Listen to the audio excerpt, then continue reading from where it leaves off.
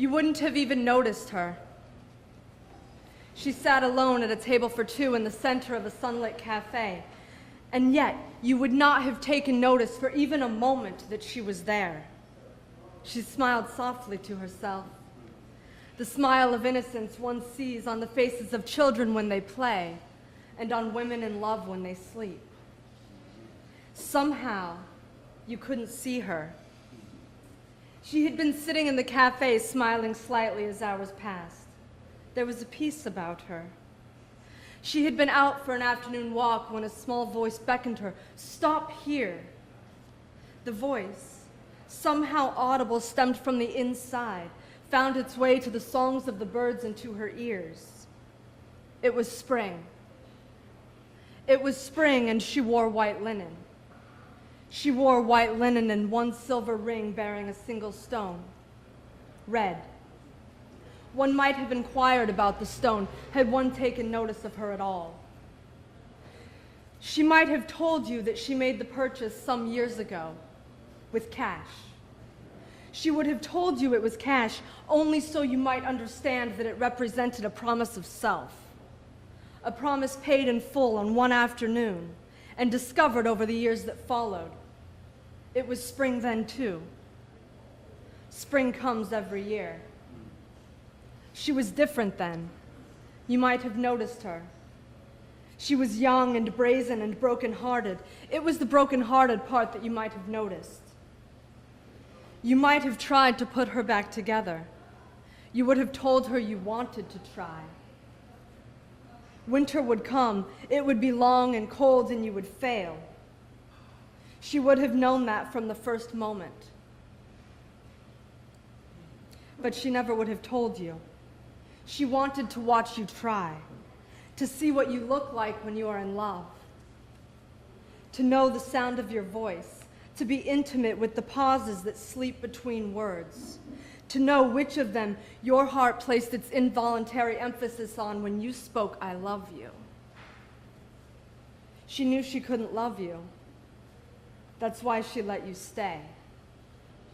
She never said the words back to you. She only absorbed them to the root of her slight form. Like a wildflower soaking in the first rain of spring, she absorbed your love at her root. She knew she couldn't love you, but you would keep her safe until spring. It comes every year. Every year it has come, and she has grown older. She has grown older, and she is no longer brazen, and her heart is no longer broken. Sometimes she wonders when that happened, when fragments came whole, forming woman. She imagines a sculptor working in reverse, reconstructing sculpture that shattered one day when it met the ground, thinking all hopeless, learning as the pieces came together again that his work was even more beautiful than before. It would please her to mark a calendar with the day when she was no longer fragments. She cannot mark the day. She doesn't know when it came, only that it must have been in spring. It must have been in spring, and you were not the sculptor. She sits in the cafe and watches the comings and goings, the lives of others. She wonders which might be wildflowers, which might be rain. She sees the spirits of those who know the story of the sculptor, sees that they too became more beautiful after being shattered. She sees the inside scars on skin. She knows the posture of the man who has suffered the greatest of tragedies at his own hand, the hands of the woman whose tragedies are still unfolding, still falling like leaves do in autumn so the branches might be bare and exposed for winter's coldest nights. She knows that if the winter is long enough, if the nights are cold enough, that come spring the rain might feel like grace dancing on her skin. It is spring, and it is raining. She leaves the cafe silently, and you follow, never knowing she was there. You can't even see her.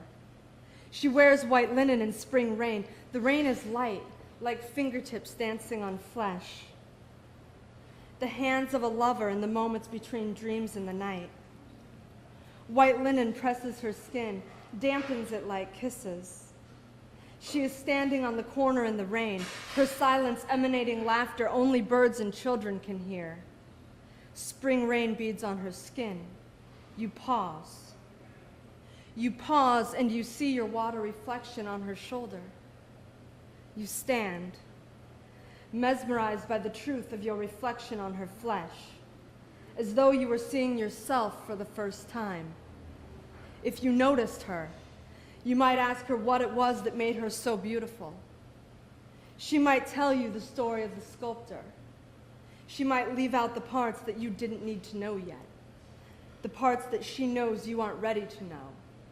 If you were, you would have seen her right away.